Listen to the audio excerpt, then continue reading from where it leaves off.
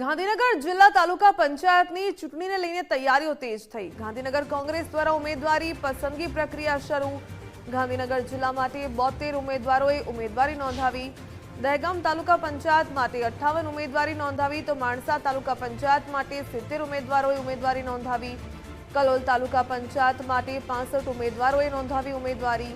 કલોલ નગરપાલિકા માટે 70 ઉમેદવારોએ ઉમેદવારી નોંધાવી તો દહેગામ નગરપાલિકા માટે 36 ઉમેદવારોએ ઉમેદવારી નોંધાવી।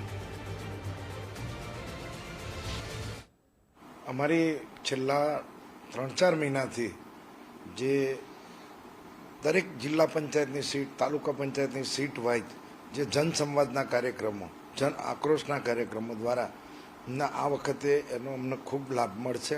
કારણ કે સતત કોંગ્રેસે રાહુલજીના સીધા નેતૃત્વમાં ગુજરાતની અંદર તમામ જિલ્લાઓની અંદર એક સીટનું આજે પાર્ટી ધ્યાન રાખે છે અને એના જે સંગઠનાત્મક વ્યૂહના લીધે આ વખતે કોંગ્રેસ પક્ષને ખૂબ સારો ફાયદો થશે।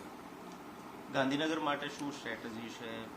ગાંધીનગર તો આપ જાણો છો, ઘણા સમયથી ગાંધીનગરની જનતાના મત સ્વરૂપી આશીર્વાદ કોંગ્રેસને ખૂબ જ ઘણા ખરાબ સંજોગોમાં પણ કોંગ્રેસને મળેલા।